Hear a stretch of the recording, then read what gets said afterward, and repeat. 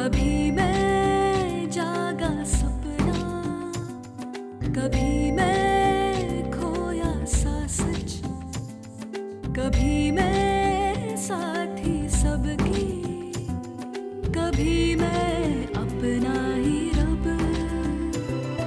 रंगों की खुशबू को कोख में भर सकती हूँ,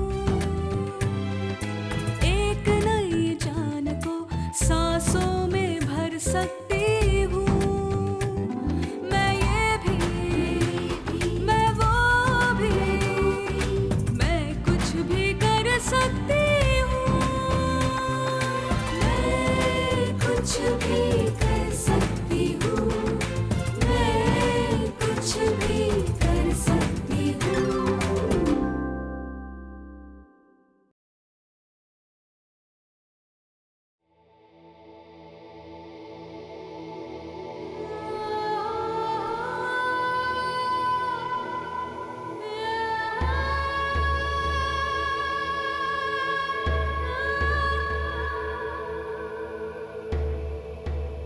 मैं कुछ भी कर सकती हूँ। इसी विश्वास के सहारे मैं डॉक्टर स्नेहा माथुर आज यहाँ हूँ। आसान नहीं था ये सफ़र मेरे लिए। मुंबई के एक बड़े अस्पताल की प्रैक्टिस छोड़कर यहाँ प्रतापपुर में बसने का फैसला।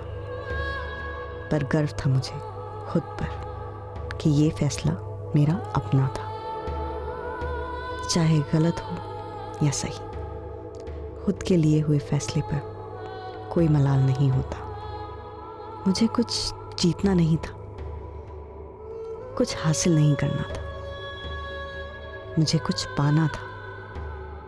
वो था सुकून। और सुकून क्या होता है उसका अर्थ मैंने तब जाना जब प्रतापपुर के चैरिटी अस्पताल मानवता में कदम रखा। वो कदम किन हालात में रखा गया था, आज भी सोचकर कदम कांपने लगते हैं। खून बहुत बह चुका था, हमने खून चढ़ाया। ऑक्सीजन देना पड़ा, क्लॉटिंग बहुत ज़्यादा हो गई थी।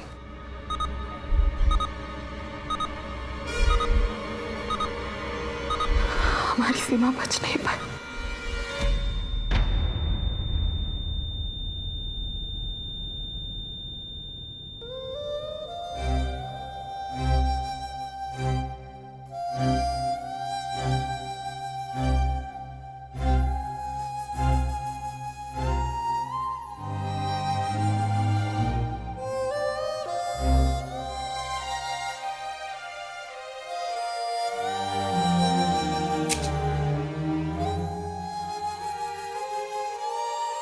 मैं छुट्टियों में मुंबई से प्रतापपुर आई थी और यहाँ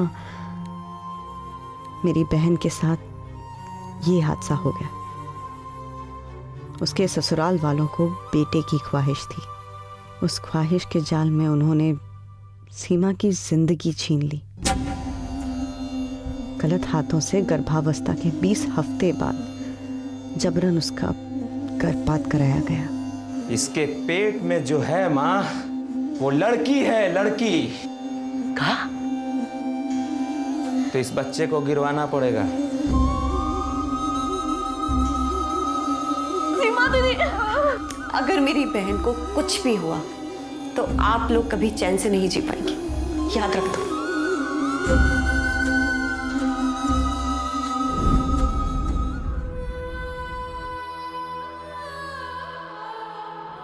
मैं खुद के साथ एक लंबी यात्रा पर निकली। मेरे साथ इस यात्रा में सिर्फ मेरी यादें, वो बीते लम्हे हैं जिन्होंने कड़ी धूप में भी मुझे नंगे पैर रेत पर चलना सिखाया। एक तरफ सीमा दीदी की अर्थी उठ रही थी और दूसरी तरफ सीमा के पति और डॉक्टर पाल ने साजिश के तहत मुझे गिरफ्तार करवाया। बिना उसके पति के परमिशन के बाहर ले जाती है। आपके इसी लापरवाही के कारण आपकी बहन की मौत हुई। यही सारे इल्जाम है आपके ऊपर। वो लोग खुद फंस न जाए इस डर से सीमा के ससुराल वालों ने सारे इल्जाम स्नेहा पर लगा दिए। गौरी, इसके मुंह से तो खून निकल रहा है। देखिए, गौरी को अभी अस्पताल लेकर जाना होगा, मुझे साथ लेकर चलिए। हौसले की नैया से हर मुश्किल पार कर सकती हूँ। वो मुश्किल घड़ी भी पार की। थाने की सब इंस्पेक्टर गौरी को लेकर मैं जेल से मानवता पहुंची। शुक्र है समय पर मेरे वहां रहने से गौरी की जान बच गई। वो घरेलू हिंसा की शिकार थी।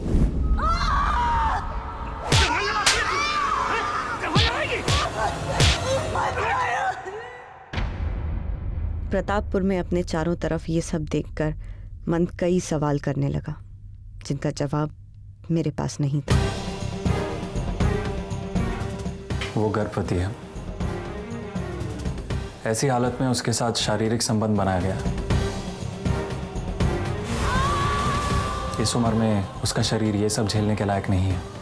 इतनी छोटी सी बच्ची, शादीशुदा और गर्भवती। ये तो यहाँ के लिए आम बात है। बचपन में ही पैदा होते ही इनके माता पिता इनके रिश्ता तय कर देते हैं और 9-10 साल में ब्याह। कौन सी सदी में जी रहे हैं ये लोग?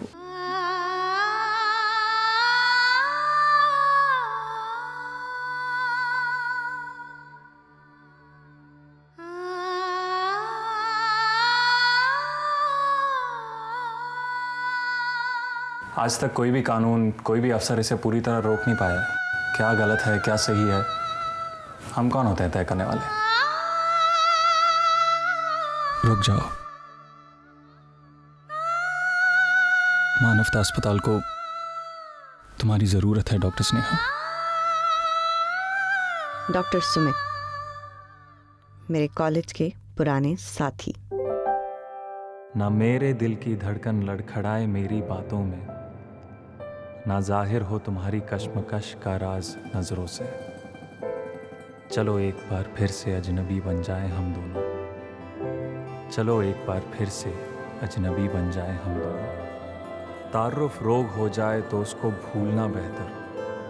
तारुफ रोग हो जाए तो उसको भूलना बेहतर। ताल्लुक बोझ बन जाए तो उसको तोड़ना अच्छा। वो अफसाना जिसे अंजाम तक लाना ना हो मुमकिन, वो अफसाना जिसे अंजाम तक लाना ना हो मुमकिन, उसे एक खूबसूरत मोड़ देकर छोड़ना अच्छा। चलो एक बार फिर से अजनबी बन जाए हम दोनों।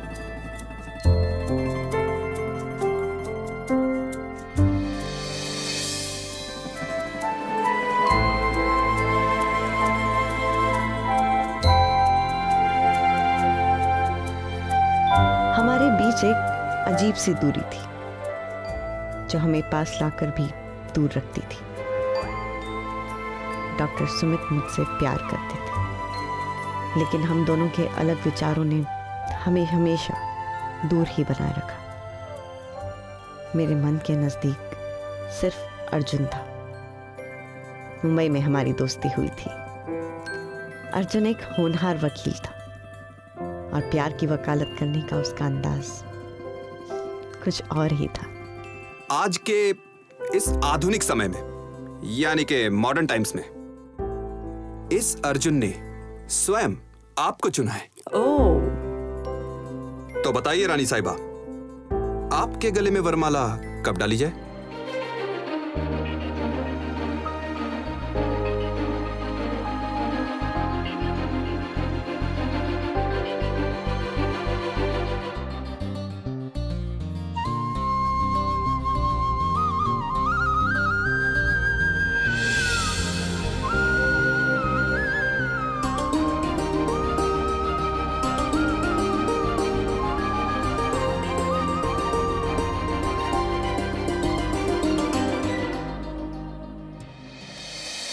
अर्जुन चाहता था कि मैं जल्द से जल्द उससे शादी कर लूं, लेकिन मेरी कुछ पारिवारिक जिम्मेदारियां थी।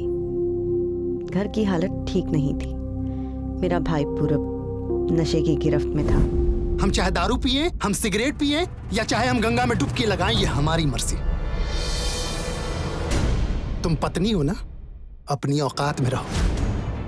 और भाभी एक के बाद एक बच्चे होने से कमजोर हो गई थी।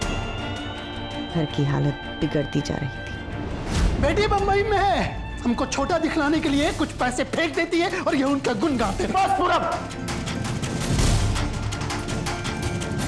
स्नेहा के लिए एक भी शब्द बोला ना तो अच्छा नहीं होगा। सच्चाई कड़वी होती है बाबूजी। चुप हो जा पूरा। मैं चुप नहीं हूँगा। चुप हो जा। चुप नहीं होगा।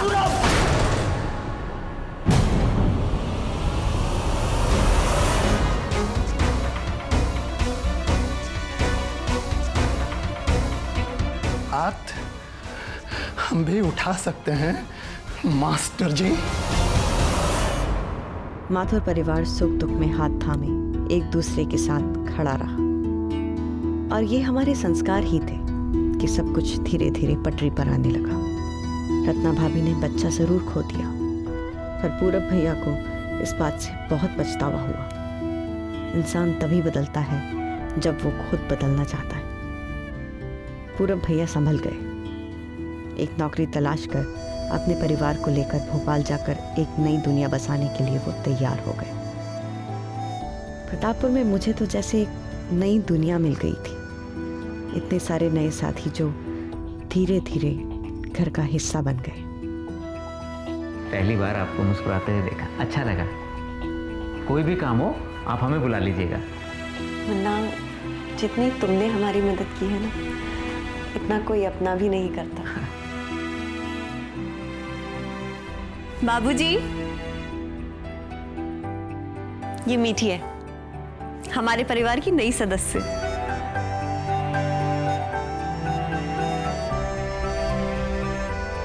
मेरा मन मेरी मिट्टी की खुशबू में रच गया था। कहीं अंदर ही अंदर मेरा मन बदलने लगा था। मुझे प्रतापपुर से लौटने का मन नहीं कर रहा था। अर्जुन इस बात को भांप चुका था। मुझे खोना नहीं चाहता था। अर्जुन मुझसे मिलने प्रतापपुर आ गया।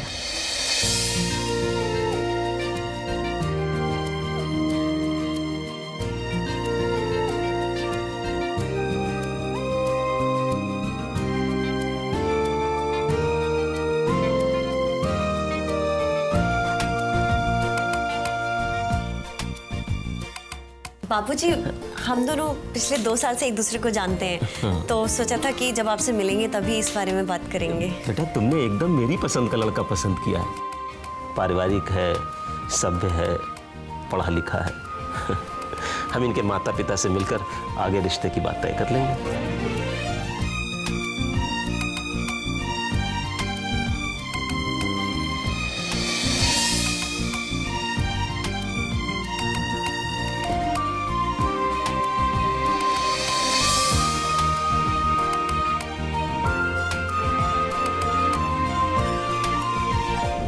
सरला देवी पर हमला हुआ है। मानवता अस्पताल लेकर गए उन्हें। सरला देवी पर हमला हुआ था। यह हमला सिर्फ उन पर नहीं था, पूरी मंडली पर था, जो गाना गाकर समाज की बुराइयों का बहिष्कार करती थी।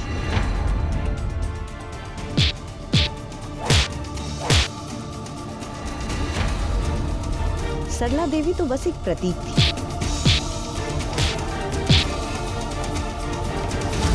उनके आशियाने को जला दिया गया, और ये सब किया कमलेश चौधरी, जो डॉक्टर पाल के साथ जेल में था। कमलेश चौधरी आज हिरासत में है, लेकिन वो अब भी अपने आप को दोषी नहीं मानता। ऐसा कुछ नहीं है। अरे हमारा पत्नी है, हमारा हक है, और आप लोग काहे के लिए बेवजह का पतंगर बना रहे हैं? ये तो सिर्फ शुरुआत थी। असली निशाना तो मुझ पर था। मुझे डॉक्टर पाल और चौधरी अपना दुश्मन मानने लगे थे। यही स्नेहा माथुर सबकी जड़ है। अरे इसका गला तो हम ऐसा मरोड़ेंगे। बल का बहुत इस्तेमाल किया तुमने, क्या नतीजा निकला? यहीं जेल में सड़ रहे हो। ऐसा जाल बिछाएंगे कि डॉक्टर स्नेहा माथुर उस जाल में फंसती चली जाएगी, और ऐसा फंसेगी कि निकलेगी ही नहीं। प्रतापपुर की सोई जनता धीरे धीरे जागरूक हो रही थी। लोग सवाल उठा रहे थे। खेल खेल में मेल का जादू गांव-गांव में फैल गया था। आप सब लोग सोच रहे होंगे कि मैंने आप लोगों को यहाँ क्यों बुलाया है। बताइए क्यों बुलाया है? वो इसलिए क्योंकि बहुत ही जल्द माथुर निवास के आंगन में एक गेम शो होने वाला है। खेल खेल में मेल। खेल खेल में मेल, ये क्या है? ये एक ऐसा गेम शो है जिसमें हम प्रतापपुर और आसपास के गांव के बहुत सारे लोगों को बुलाएंगे, आपस में मुकाबला करवाएंगे, कुछ सवाल जवाब करेंगे स्वास्थ्य संबंधी, परिवार नियोजन संबंधी, जिससे कि वो लोग आपस में सवाल जवाब करें, सीखें और नकद इनाम भी।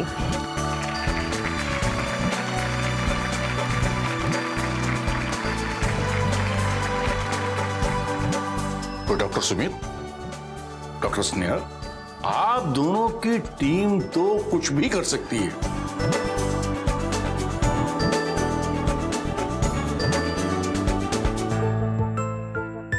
ये कोई क्रांति नहीं थी, लोगों के बढ़ते हुए जागे हुए कदमों की निशानियां थी, जिसे डॉक्टर पाल और चौधरी जैसे लोग मिटाना चाहते थे। मैं उनके लिए सबसे बड़ा खतरा बन चुकी थी, इसीलिए उन्होंने सबसे पहले मेरे दामन पर कलंक लगाने की कोशिश की, और फिर मेरे डॉक्टर होने पर। स्नेहा। जी बाबूजी।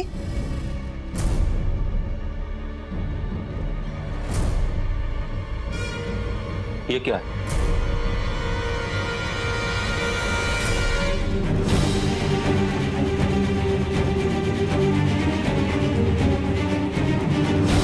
और हमें भी आप दोनों से ये उम्मीद नहीं थी डॉक्टर सुमित और डॉक्टर स्नेहा। जब आप एक झूठ को सच मान के बैठ ही चुके हैं, तो ये भी बता दीजिए कि अब आप हमसे क्या चाहते हैं। न चाहते हुए भी मुझे ये कहना पड़ रहा है कि अब आप दोनों यहां पर काम नहीं कर सकते। भैया, स्नेहा दी, ये देखिए आज के अखबार में क्या आया है। मानवता अस्पताल के वार्ड बॉय ने किया डॉक्टर स्नेहा और डॉक्टर सुमित की लापरवाही का खुलासा। गोवर्धन तिवारी नाम के मरीज युवक की हुई मृत्यु। मृत्यु का कारण था डॉक्टर स्नेहा और डॉक्टर सुमित की लापरवाही। वो मरीज युवक गंभीर हालत में अस्पताल में पहुंचा। उसका इलाज करने के बदले दोनों डॉक्टर्स अस्पताल में बर्थडे पार्टी मनाने में व्यस्त थे।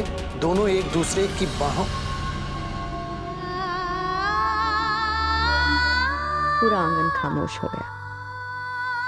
जो आवाज हम सब ने मिलकर उठाई थी, उसे दबाने की कोशिश की गई, खत्म करने की कोशिश की गई। पर क्या सच का स्वर इतना कमजोर होता है? संस्कारों की वाणी इतनी धीमी होती है कि उसे दबाया जा सके? शायद नहीं। चलो। अरे अरे मुन्ना भैया, क्यों हमारी जान लेने पर तुले हुए हो? ये चौधरी और पाल हमें मार डालेंगे। अगर वो नहीं मारेंगे तो पुलिस तुझे मार डालेगी। ठा ठा ठा, जल्दी बोल।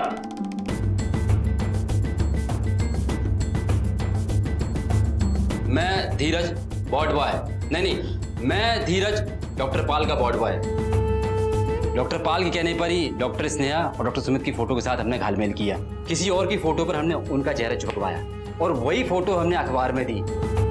और डॉक्टर पाल के कहने पर ही मुन्ना बन करके ये गांव में झूठी खबर फैलवाई कि उनकी लापरवाही से किसी की मौत हुई थी। नमस्कार। नमस्कार। कौन है आप? क्या काम है? मैं आरपी शुक्ला हूँ, देश संदेश अखबार का संपादक। अच्छा। ये देखिए। संपादक का माफीनामा। मैं आरपी शुक्ला, इस अखबार का संपादक, ये कबूल करता हूँ कि मुझे धोखे में रखकर ये झूठी खबरें छपवाई गई। मैंने तस्वीरों की जांच करवाई और पता चला कि उन्हें बिगाड़ा गया है और धोखे से बनाया गया है। कंप्यूटर के जरिए किसी और के शरीर पर डॉक्टर सुमित और डॉक्टर स्नेहा के चेहरे लगाकर हेर फेर किया गया है। मानवता अस्पताल में लापरवाही की वजह से हुई मौत की खबर भी झूठी थी। धीरज नाम का वार्ड बॉय, जो वास्तव में मानवता में काम ही नहीं करता, उसने दी ये झूठी खबर। मुझे यकीन था कि ये सब बस एक झूठ है जिसे इस तरह से परोसा जा रहा है। खुशी इस बात की है कि आज उस बात का खुलासा हो गया। मैं मानवता के सिद्धांतों और उसूलों को मानती हूँ, पर अब मुझे इसके दायरे से बाहर निकलना होगा। लोगों के आंसू पोंछने होंगे, हर घाव पर मरहम लगाना होगा।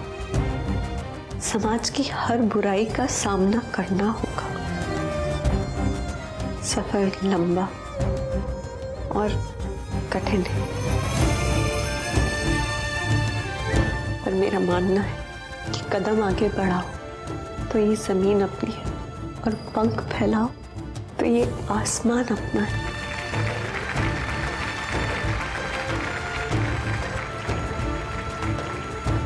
माफी मांगो तो किस मुंह से मांगो? हम साथी तो अब नहीं बन सकते,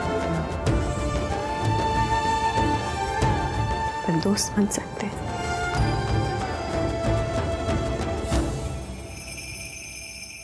जिंदगी कोरी स्लेट की तरह आज मेरे हाथ में थी, फिर से एक नई कहानी लिखने को तैयार। इस कहानी को मैं विराम नहीं देना चाहती थी, इस कहानी को नए पन्ने देना चाहती थी। इसीलिए मन में फिर से वही संकल्प लिए मैं अकेले निकल पड़ी, एक नई मंजिल की ओर, एक नया आसमान, एक नई उड़ान। मैं कुछ भी कर सकती हूँ। कुछ भी कर सकती हूँ।